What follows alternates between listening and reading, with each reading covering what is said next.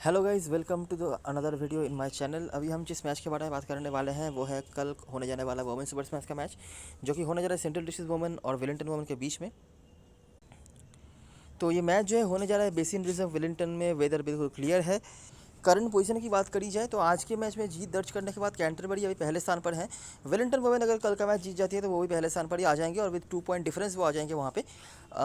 Central district के लिए मुझे तो नहीं लगता ज़्यादा चांसेस हैं। हालांकि वो अभी 5वें स्थान पर हैं।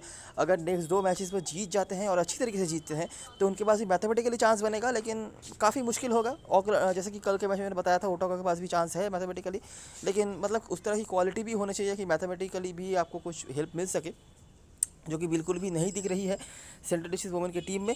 अच्छा, इस मैच में बहुत ज़्यादा कुछ बताने के लिए नहीं है। ये मैच भी दोनों टीमों के बीच पहले हो चुका है। तो जो चीज़ आखिरी जो मैच हुआ था वेलिंगटन का, जो हुआ था कैंटरबरी के अगेंस्ट में, ठीक है, तो वहाँ पे बहुत ही ट्रांसपेरेंटली हमने वेलिंगटन का एक चीज़ जो है फॉलो करा है। अगर आपने देखा होगा, अगर आपने नहीं देखा होगा तो मैं बता देता हूँ। वेलिंगटन की तरफ से मैंने बहुत दिन पहले से ही बताया हुआ है कि इनकी बॉलिंग जो है ना बिल्कुल भी अप टू द मार्क नहीं चल रही है। ठीक है, जेस्कर पिछले सीज़न में जिस तरह की फॉर्म पर थी उस तरह के फॉर्म के आसपास भी नहीं है। बाकी बॉलर्स विकेट निकाल रहे हैं, लेकिन वो डोमिनेशन हमें देखने को नहीं मिल रहा है जो डोमिनेशन हमने पिछले सीज़न में देखा था। ठीक है, मतलब ओवर्स निकले जा रहे हैं, विकेट्स नहीं गिर रहे हैं, ऐसा तो नहीं था वेलिंगटन की बॉलिंग। तो इस सीज़न में ये चीज़ हुआ है। और बैटिंग में भी एक दो प्लेयर्स ही हैं जो कंसिस्टेंटली अच्छा करे हैं। एमेलिया कर सीज़न के शुरुआत में, सोफी डिवाइन आने के बाद तो वो तो अलग ही ऑर्बिट की प्लेयर है, मैं हमेशा ही कहता हूँ। तो उन्होंने चार्ज लिया हुआ है एक आध मैच में, मैडी ग्रीन या ली कैस्परे, लेकिन कंसिस्टेंसी वहाँ पे भी नहीं आ रही है इन दो प्लेयर्स को छोड़ के, मतलब सोफी डिवाइन और एमेलिया कर को छोड़ के। ठीक है, तो पिछले मैच में क्या हुआ, जैसे ही सोफी डिवाइन और एमेलिया कर जल्दी निपट गई, बैटिंग में जो वीकनेसेस हैं वो बिल्कुल सामने आ गया। फिर भी चांस था, 130 प्लस बने थे शायद, तो वहाँ से भी मैच में टर्न अराउंड हो सकता था। लेकिन बॉलिंग हद ज़्यादा ख़राब, एक विकेट सिर्फ गिरा था, वो भी रन आउट से। तो ये तो समझ में आ ही गया है कि यहाँ पे वीकनेस है वेलिंगटन का। हालांकि पिछले मैच में जो प्लेयर्स थी, जैसे कि एमी सैथरथवेट थी जिन्होंने बॉलिंग बैटिंग दोनों तरफ से बहुत ही अच्छा करा था, मैक्के वगैरह थी जो काफ़ी बड़ी क्वालिटी वाली प्लेयर हैं। तो उस तरह की क्वालिटी वाले प्लेयर सभी टीम में नहीं होते हैं, लेकिन ये एक वीकनेस है। तो एक चीज़ जो हम नोटिस कर पा रहे हैं, मैं हमेशा ही वेलिंगटन के मैचेस में ये दो रूल फॉलो करने को कहता हूँ कि एक है यूनिवर्सल कैप्टन आपकी होंगी सोफी डिवाइन स्मॉल लीग में, और जो क्रेडिट का इशू आएगा उसको आपको मैनेज करना है ओपोनेंट के बॉलरों को ड्रॉप करके।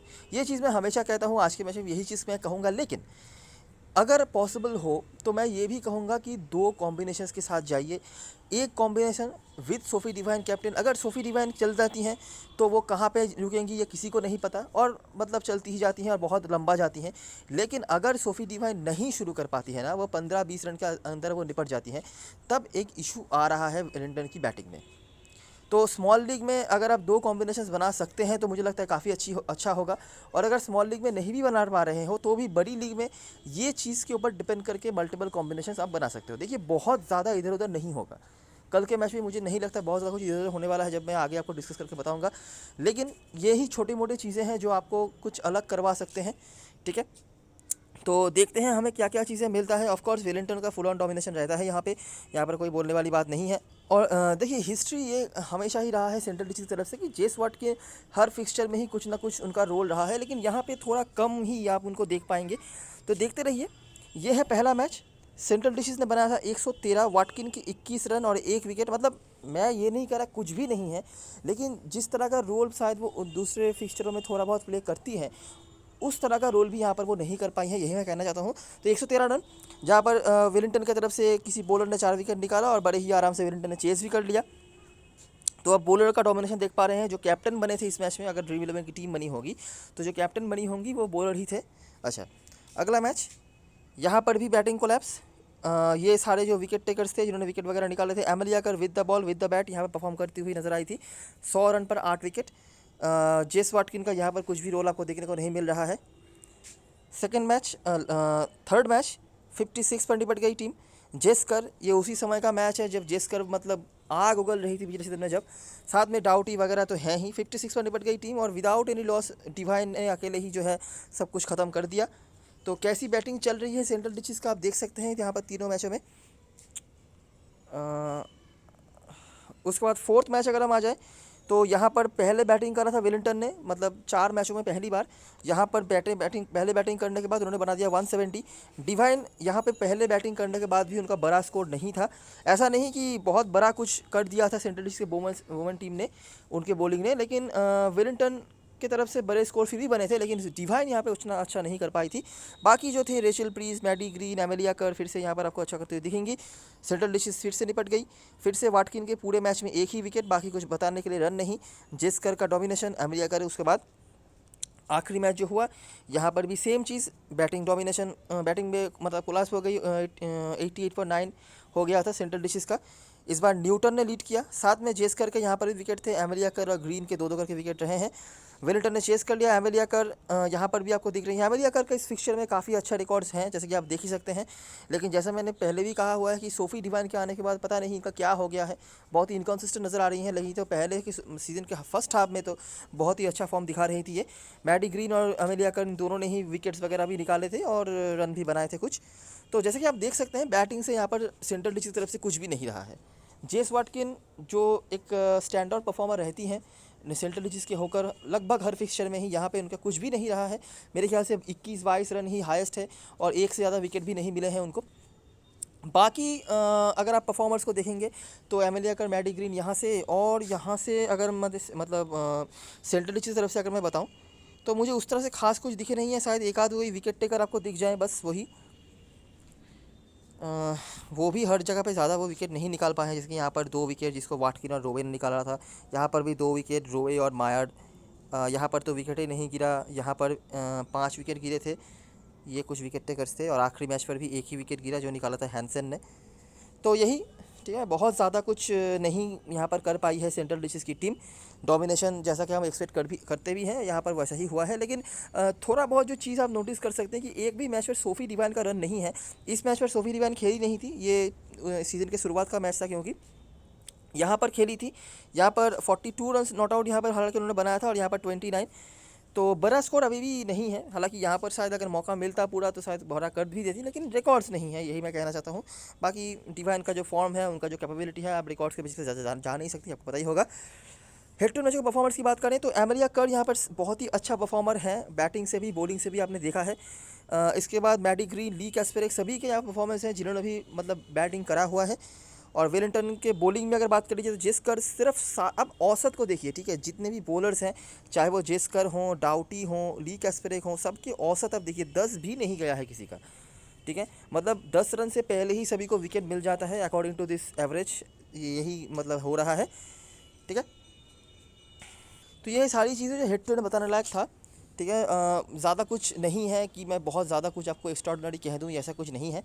अगर ग्राउंड के बारे में बताया जाए तो रेबेका बर्न्स, जिसका यहाँ पर इस ग्राउंड पे अच्छा परफॉर्मेंस रहता है, लेकिन इंजरी के चलते पिछले कुछ मैचेस में वो खेली नहीं थी, अभी वो पूरी फिट जो है नज़र नहीं आ रही है।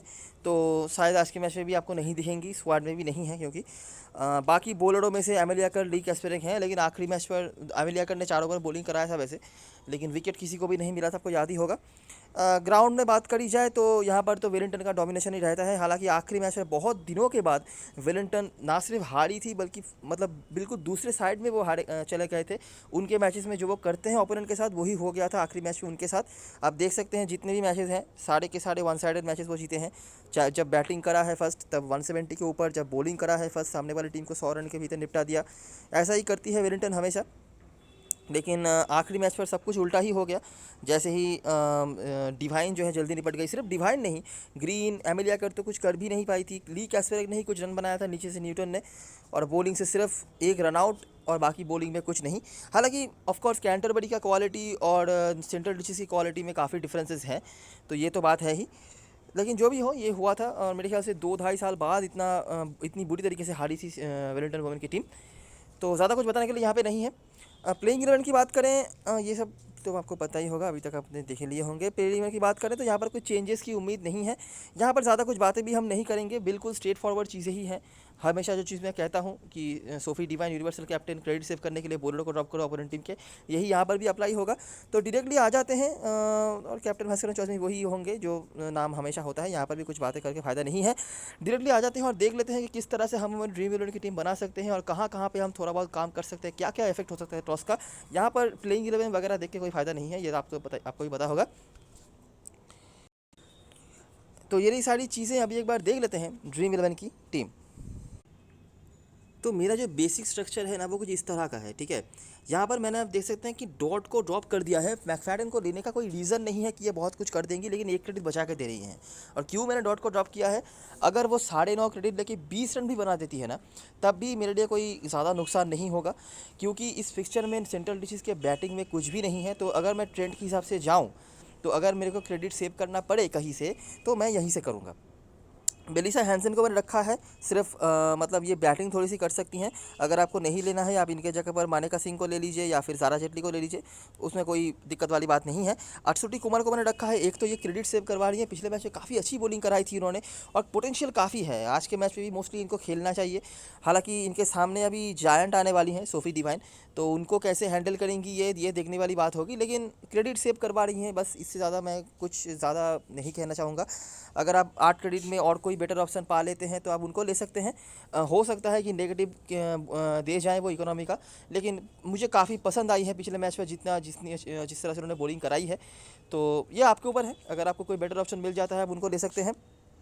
बाकी मैंने यहाँ पे अब फिर से वेलिंगटन के बॉलरों के साथ कोई छेड़खानी नहीं करी है, क्योंकि ट्रेंड अलग कह रहा है। लेकिन मैं आपको ये सजेस्ट करूँगा कि ये तो देखिए वेलिंगटन के डोमिनेशन में है, ठीक है, जहाँ पर सोफी डिवाइन भी है, एमिलिया कर भी हैं, ग्रीन भी हैं, बॉलर्स भी मेरे पास सारे अवेलेबल हैं। एक पहलू और बनाना जहाँ पर सोफी डिवाइन आपके लिए कैप्टन नहीं होंगी, ठीक है। सोफी डिवाइन जी अगर कैप्टन हो गई तो फुल ऑन डोमिनेशन हो गया, मैच जीत गए, अलग बात है। सोफी डिवाइन अगर कैप्टन नहीं होती हैं तो उसका भी दो पहलू होगा और उस हिसाब से आप बड़ी लीग में बना सकते हो। पहलू नंबर 1 ये, क्योंकि सोफी डिवाइन बॉलिंग नहीं करवा रही है, बैटिंग से अगर वो समझ लीजिए फेल हो गई कहीं से, किसी भी तरीके से रन आउट हो गई, किसी भी तरीके से आउट हो गई, तो वो एक अगर आप सीन बना रहे हो तो दो पहलू वहाँ से हो सकता है आपका। एक ये कि फिर भी वेलिंगटन जीत रही है सोफी डिवाइन के जल्दी आउट होने के बावजूद भी, लेकिन उसको लीड करेगा कौन? अकॉर्डिंग टू रिकॉर्ड्स उसको लीड कर सकती है एमिलिया कर, जिनके रिकॉर्ड्स यहाँ पे बहुत ही ज़्यादा अच्छे हैं, ठीक है। बैटिंग बॉलिंग दोनों तरफ से उन्होंने अच्छा करा हुआ है, तो वो एक ऑप्शन है। और दूसरा पहलू ये जो हमने पिछले मैच में देखा है कि सोफी डिवाइन अगर जल्दी आउट हो जाती हैं तो बैटिंग में एक प्रॉब्लम दिखना शुरू हो जाता है, तो वो अगर सामने आ जाए तो उस मामले में आप सेंट्रल डिशेस के सपोर्ट में भी टीम बना सकते हैं और उस तरह के टीम में आपके लिए लीड कर सकती हैं जेस वाटकिन। हालांकि मैं तो बहुत ज़्यादा सपोर्ट नहीं कर रहा इनका जो करेंट फॉर्म है उसके हिसाब से, लेकिन अभी भी इस पूरे टूर्नामेंट में उनके तरफ से एक भी बड़ा इनिंग्स हमें देखने को नहीं मिला है। पिछले 2-3 साल में ये कभी भी नहीं हुआ है, ठीक है। फॉर्म पे नहीं है मुझे पता है, लेकिन क्या पता कल के मैच में उनका ही दिन हो जाए और आपको कुछ बड़ा लेके जितवा दें। तो जेस वाटकिन कैन बी ऑप्शन आपके लिए। और अगर आप सोफी डिवाइन को ड्रॉप कर देते हैं तब आपके पास क्रेडिट भी बच जाएगा, जहाँ से आप हैना रोवे को भी ले सकते हैं। आप देख सकते हैं मैंने हैना रोवे को यहाँ पर मैनेज नहीं कर पाया हूँ मैं, तो ये ऑप्शंस हैं। लेकिन मल्टीपल कॉम्बिनेशन में अगर आप एक सिंगल कॉम्बिनेशन बना रहे हो तो जैसा मैं हमेशा कहता हूँ सोफी डिवाइन कैप्टन, वेलिंगटन के सपोर्ट में टीम, वही होना चाहिए, ठीक है। समझ लीजिए ऐसा कुछ, ठीक है। कैप्टन वाइस कैप्टन, कैप्टन तो मैंने बता ही दिया स्मॉल लीग में आप कौन कर सकते हैं। वाइस कैप्टन एमिलिया कर बेस्ट ऑप्शन मुझे नज़र आती है अकॉर्डिंग टू रिकॉर्ड्स। बड़ी लीग में आप चाहो तो किसी और के साथ भी जा सकते हो, लेकिन स्मॉल लीग में इन दोनों के साथ ही मैं जाना प्रेफर करूंगा। और मैडी ग्रीन थोड़ा सा भी कम बॉलिंग करवा रही हैं। पिछले मैच में आपने देखा, पिछले 2 मैच से ज़ारा जेटली को ज़्यादा बॉलिंग दी गई है, तो वो भी एक बात है। सोफी डिवाइन भी बीच में एक आध ओवर करवा देती हैं। आखिरी मैच में नहीं कराया था, लेकिन सेकंड लास्ट मैच में बॉलिंग कराई थी। तो मैडी ग्रीन हो सकता है मेजोरिटी ऑफ द पॉइंट्स जो है वो बैटिंग से ही आपको दें, ठीक है। तो यही कुछ छोटे मोटे चेंजेस करने पड़ेंगे, बहुत ज़्यादा कुछ ट्रांजिशनल तो नहीं होगा। ऑफ कोर्स ये हो भी नहीं सकता। अगर सेंट्रल डिशेस पहले बॉलिंग करवा लेती है ना, तो उनके तरफ से एक आध बॉलर को रख लेना। क्या है कि 20 ओवर बॉलिंग कराएंगी, गलती से भी एक आध विकेट मिल जाए तो वो जो विकेट का 29 या 25 पॉइंट जो भी मिलेगा वो शायद ही बहुत सारे प्लेयर्स को मिल जाए, ठीक है। तो ये रही सारी चीज़ें और सारी एनालिसिस। अगर आपको वीडियो अच्छा लगा हो तो लाइक ज़रूर करना, सब्सक्राइब करना चैनल को, और टेलीग्राम चैनल पर ज़रूर ज्वाइन हो जाना, क्योंकि लास्ट मोमेंट पे सारी अपडेट्स वगैरह वहीं पे आती हैं। तब तक के लिए best of luck for this match and good bye for now.